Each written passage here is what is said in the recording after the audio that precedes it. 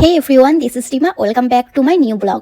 আজকে যেই টপিকে ব্লগটা করছি বা তোমাদের কাছে পোস্ট করতে চলেছি সেটা আশা করি সকলের ভালো লাগবে আর সকলের কাজে লাগবে। তো সবাই ফুল ভিডিওটা স্কিপ না করে অবশ্যই দেখবে।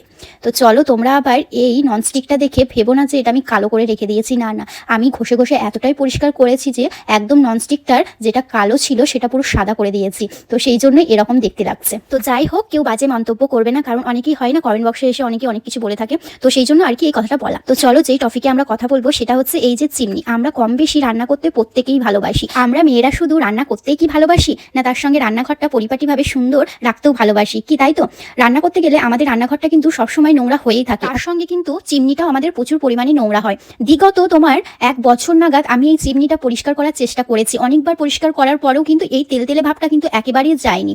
তো যাই হোক, এই যে পাশের তোমরা দেখতে পাচ্ছ পরিষ্কারটা, সেটা কিন্তু আমি আজকেই করেছি। আর যেটা ওই তেল ভাবটা দেখছো, তেলচিটি ভাবটা, সেটা কিন্তু বিগত 1 বছর ধরে এরকমই ছিল। অনেকবার পরিষ্কার করেছি, বাট হয়ে ওঠেনি, কিছুতেই ওঠেনি। তখনই রান্না করতে যেতাম, বাকি সব জায়গায় পরিষ্কার থাকলেও এই চিমনিটা যেন অপরিষ্কার লাগতো। সবসময় মনে হতো যে কি করে কি দিয়ে পরিষ্কার করব। ফাইনালি একটা সুন্দর স্প্রে চিমনির প্রোডাক্ট পেয়ে গেছি, যেটা তোমাদের কাজে লাগবে আর তোমাদের সঙ্গে আমি পরেও শেয়ার করে দেবো, নামটাও বলে দেবো। স্পেশালি দিদিভাই আমাকে এই প্রোডাক্টটা গিফট করেছে। আর দিদিভাই মানে আমার এটা যা হচ্ছে, চিমনিটা এই হাল দেখে আর এই অবস্থা দেখে দিদিভাই আমাকে এই প্রোডাক্টটা দিয়েছিল।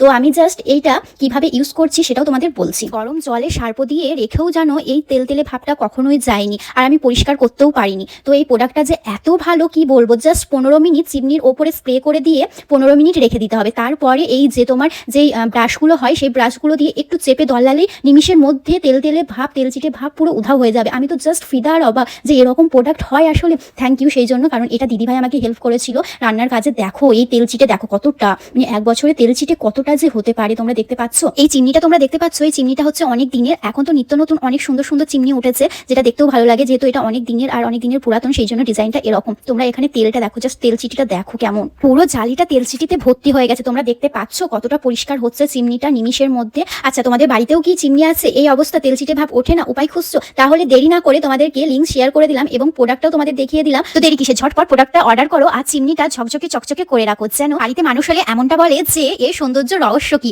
তো এই প্রোডাক্টটাই তোমরা দেখিয়ে দেবে, সবার সঙ্গে শেয়ার করে দেবে, যেন সবার ঘরে চিমনিগুলো এতটাই সৌন্দর্য চকচকে করে। তো চলো, ভিডিওটা ফ্রেন্ডস এটুকুই। তোমাদের কেমন লাগলো জানিও। আজকে যদি এই সলিউশনটা তোমাদের ভালো লেগে থাকে তাহলে একটা লাইক, কমেন্ট, শেয়ার আর পেজটা ফলো করে দেবে। যারা ইউটিউব থেকে দেখছো তারা অবশ্যই সাবস্ক্রাইব করে দেবে। আজকের মতন ভিডিওটা এটুকুই। নেক্সট ব্লগে সবার সঙ্গে দেখা হচ্ছে। সবাই সুস্থ থাকবে, ভালো থাকবে, সাবধানে থাকবে। আজকের মতো সবাইকে টাটা, বাই বাই।